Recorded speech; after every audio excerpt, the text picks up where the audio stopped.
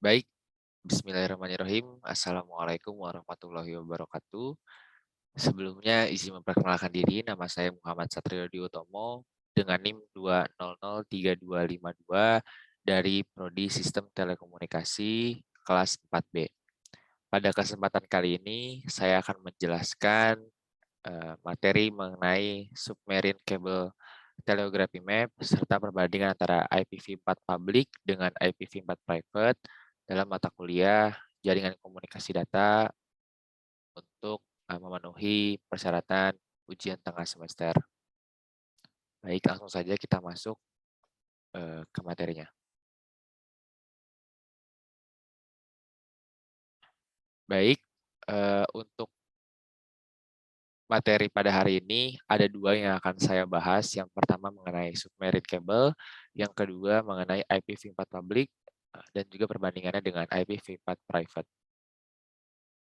Yang pertama, submarine cable. Submarine cable ini adalah kabel bawah laut yang bertujuan untuk menghubungkan antar negara agar dapat saling terhubung melalui koneksi internet, serta media transmisi yang digunakan melalui kabel serat optik yang dirancang agar tidak mempunyai strum karena peletakannya di bawah permukaan laut yang melintasi lautan, samudra, dan benua.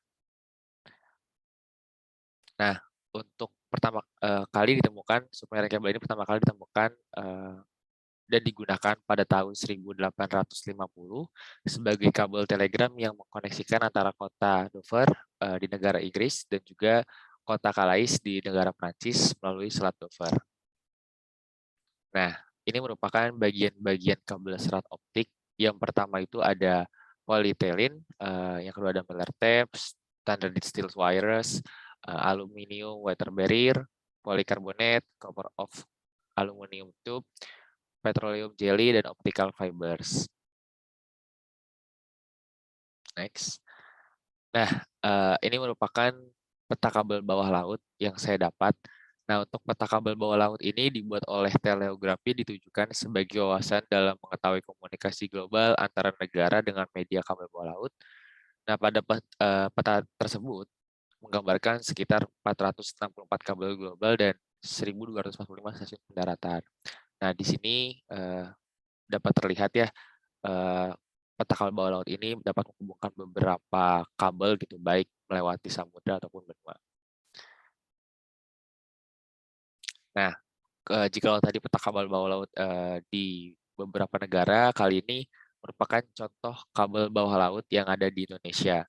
Yang pertama itu ada di Jakarta, Surabaya, di mana dalam jangkauannya memiliki panjang kabel sekitar 888 km dan memiliki landing points di Banyuurip, Cirebon, Kendal, dan Tanjung Pukis.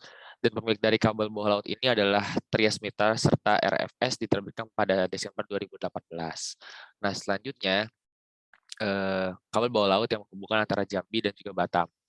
Nah, kabelnya ini memiliki panjang sekitar 267 km dan memiliki landing points di Kuala Tungkai, Tanjung Pinggir, dan juga pemilik kabel ini adalah Indosat Ooredoo, Moratelindo, XL Axiata, serta RFS yang terbit pada tahun 2014.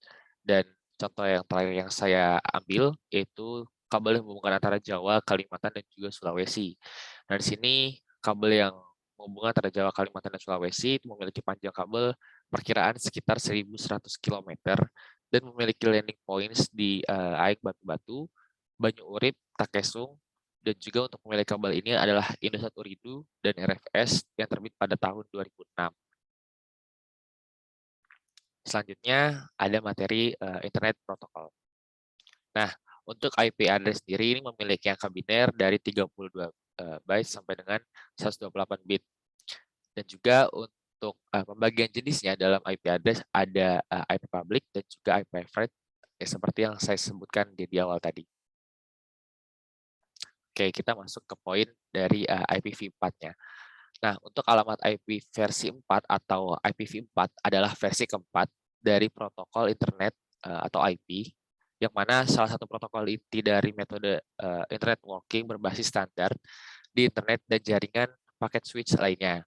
Nah, untuk IPv4 adalah versi pertama yang digunakan untuk produksi di ARPANET pada tahun 1983 dan IPv4 ini menggunakan 32 byte. Nah, Untuk IPv4 itu sendiri dibagi menjadi dua, yaitu IPv4 public dan juga IPv4 private. Next.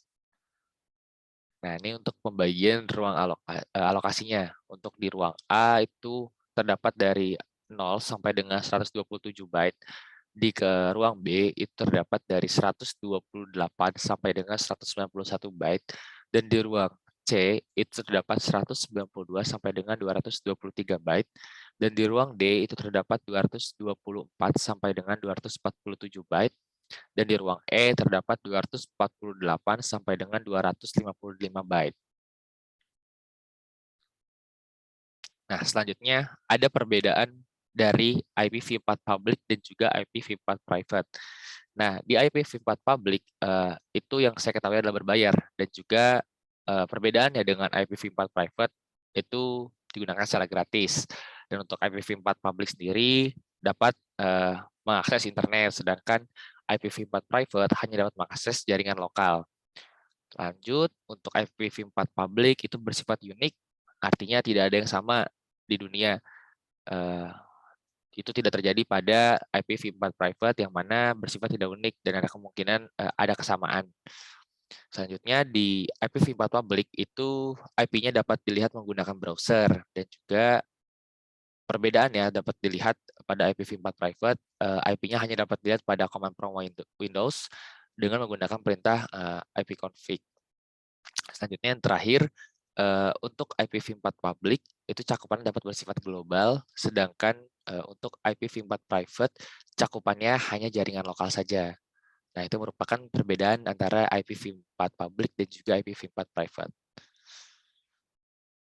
Nah, ini merupakan IPv4 public yang sudah saya coba buat, di mana setelah saya menggunakan browser saya dengan cara memasukkan was my IP, itu dapat dilihat IP saya itu adalah 180.244.171.24. Nah, itu merupakan IP saya.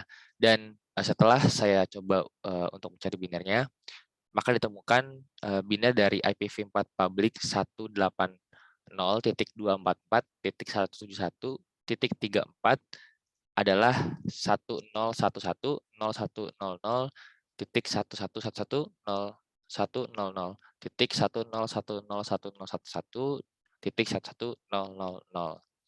Itu merupakan biner dari IPv4 public yang sudah saya coba buat. Baik, mungkin sekian yang bisa saya sampaikan pada pertemuan kali ini. Mohon maaf apabila ada kesalahan, baik ucapan maupun perbuatan. Sekali lagi saya ucapkan terima kasih banyak. Kurang lebihnya mohon maaf. Wassalamualaikum warahmatullahi wabarakatuh.